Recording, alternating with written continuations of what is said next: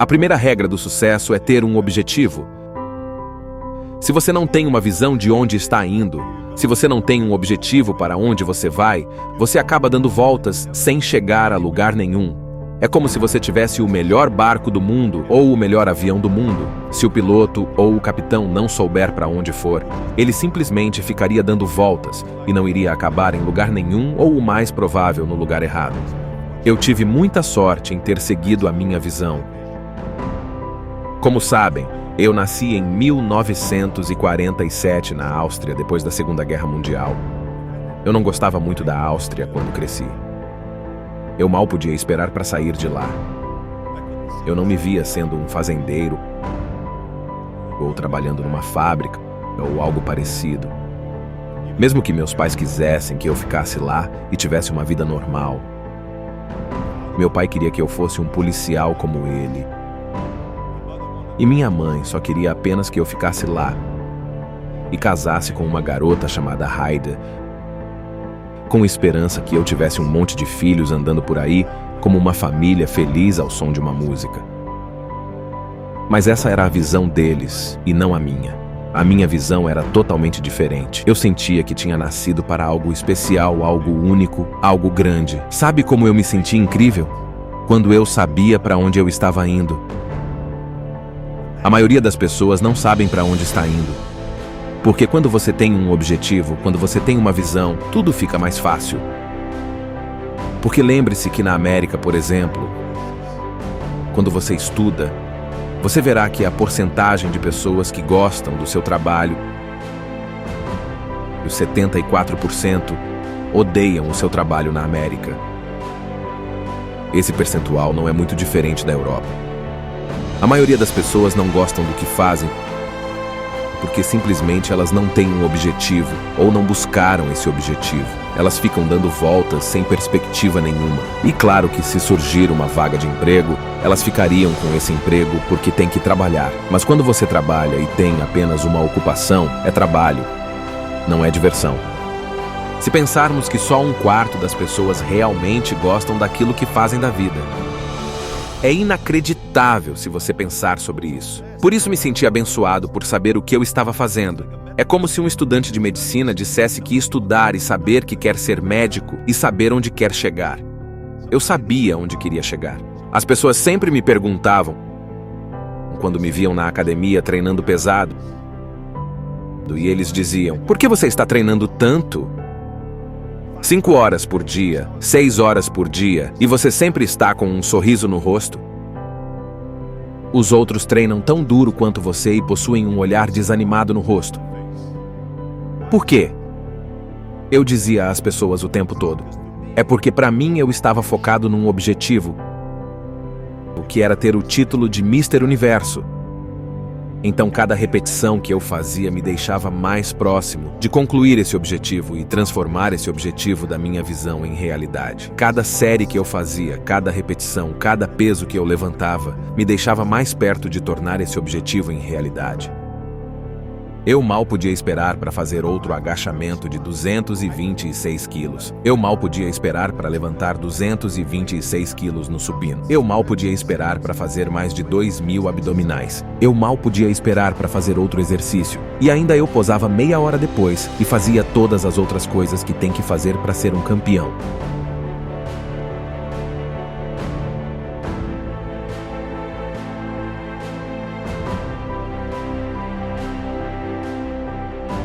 E com 20 anos, com apenas 20 anos, fui para Londres e ganhei o concurso de Mister Universo como o mais jovem a ganhar esse concurso. E isso aconteceu porque eu tinha um objetivo.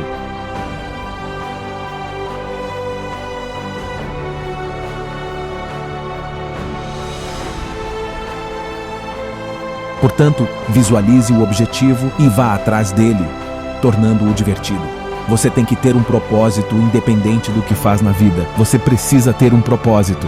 Essa é a regra número 1. Tenha uma visão. Regra número 2 é: não escute pessoas negativas. Não escute pessoas negativas.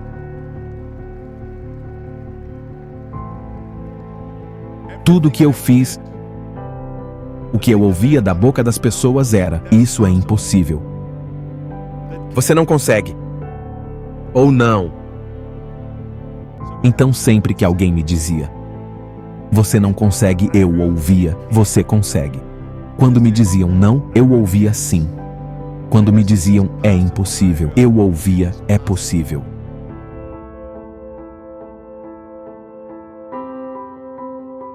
Eu acredito no que Nelson Mandela disse, que tudo é sempre impossível até alguém conseguir fazer. Eu vou ser aquele que diz para mim mesmo: eu vou conseguir, e mostrar para eles. Talvez isso nunca tenha sido feito antes. Eu não ligo, mas eu vou fazer. E não darei ouvidos para pessoas negativas.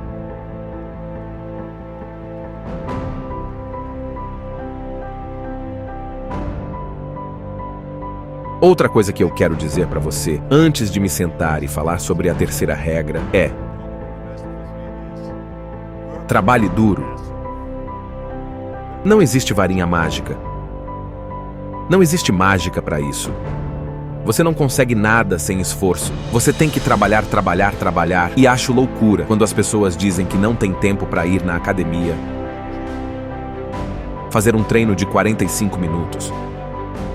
Ou para fazer outra coisa por 45 minutos ou 1 hora para melhorar, que seja fisicamente ou mentalmente. Imagine ler 1 hora por dia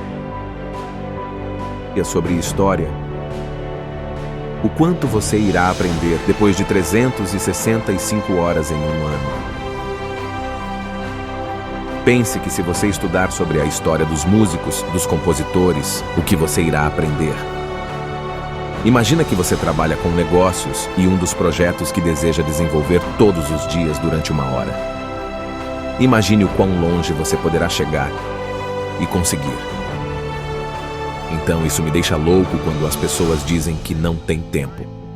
Temos 24 horas por dia. Dormimos 6 horas por dia e ainda sobram 18 horas. Provavelmente tem alguém balançando a cabeça e falando: eu não durmo 6 horas ou eu durmo 8 horas, certo? Então você precisa dormir mais rápido.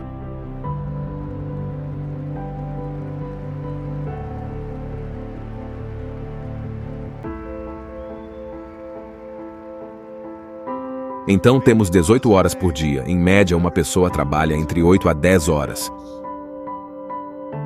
Vamos supor que sejam 10 horas, mas ainda assim temos 8 horas sobrando. Menos 1 hora por dia nos transportes, ou talvez 2 horas por dia. Ainda assim restariam 6 horas. O que você faz nessas 6 horas?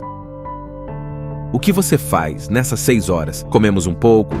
Fazemos algo íntimo? Ou falamos um pouco com algumas pessoas? Mas veja quanto tempo você tem livre e se o seu dia for organizado. Você precisa trabalhar duro. Deixa eu te contar uma coisa. Quando eu vim para a América, fui para a faculdade, treinava 5 horas por dia e depois trabalhava na construção, porque naquela época no fisiculturismo eu não tinha dinheiro. Eu não tinha dinheiro para comprar suplementos. Então eu tive que trabalhar. Trabalhei na construção. Depois ia para a faculdade, treinava, e à noite das 8 à meia-noite. E eu ainda ia nas aulas de atuação 4 vezes por semana. Eu fiz tudo isso. E eu não desperdicei 1 minuto sequer. Eu fiquei muito amigo do Muhammad Ali nos anos 70. E Muhammad Ali trabalhou muito duro. Eu fui um dos primeiros a ver isso. Me lembro também de um piloto de corrida que estava na academia malhando e fazendo abdominais.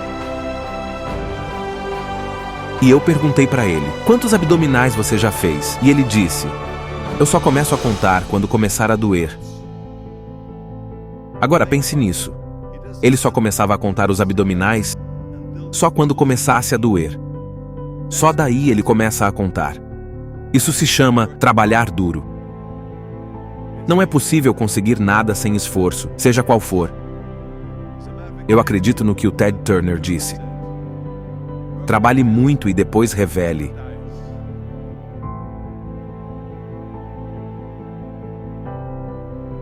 Entenderam? Trabalhe muito, vá para a cama para levantar cedo e trabalhe muito duro para depois você revelar. Ou seja, primeiro você trabalha duro e depois deixa o mundo saber sobre o seu esforço. É disso que se trata, gente. Deixe que as pessoas saibam que você tem uma empresa, que você fez um filme ou foi um atleta de algum esporte. Trabalhe duro e só depois revele para o mundo ver. Eu odeio o plano B.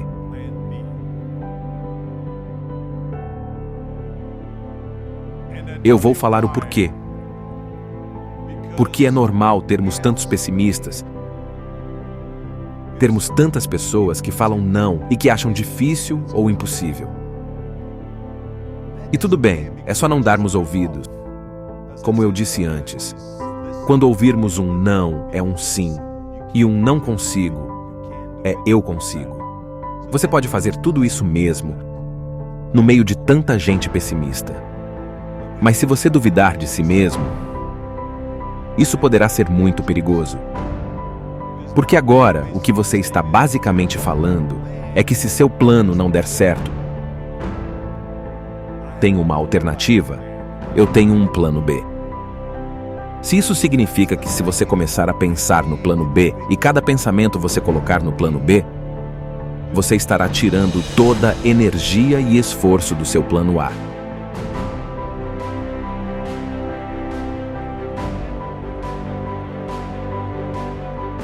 É muito importante entender que nós funcionamos melhor se não houver uma alternativa segura. Porque o plano B se torna uma alternativa segura que diz: se eu não conseguir, eu vou falhar, mas depois faço outra coisa que vai me deixar mais seguro. E isso não é bom porque as pessoas dão mais resultado quando estão desconfortáveis. As pessoas são melhores no esporte e em tudo na vida se não tiver um plano B. Para mim, é muito perigoso ter um plano B. Porque você está se privando da chance de realmente ter sucesso. E um dos principais motivos das pessoas quererem ter um plano B é porque estão preocupadas em falhar. Se eu falhar, então eu não tenho mais nada. Deixe-me dizer uma coisa, não tenha medo de falhar. Porque não há nada de errado em falhar. Você precisa cair antes de conseguir subir as escadas. Não existe ninguém que não falhe.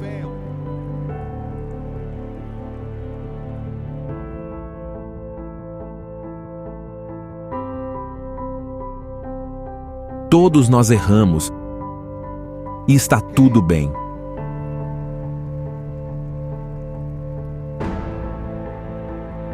O que não é bom é você falhar e ficar no chão. Quem fica no chão é um perdedor. Os vencedores irão cair e levantar, cair e levantar, cair e levantar e no final sempre conseguirão levantar. Esse sim é um vencedor. Esse é um vencedor. Ei, todos nós fracassamos. Todos nós temos perdas e tá tudo bem. Por isso que eu digo, não se preocupe em perder, porque quando você tem medo de perder, você fica tenso, frio e não consegue relaxar. Você precisa estar bem para ter um bom desempenho, seja no boxe, no novo trabalho ou em sua mentalidade. Isso só acontece quando você relaxa. Então relaxe, não tem problema em falhar. Apenas vá e dê o seu melhor, é sobre isso que se trata. Não tenha medo de falhar.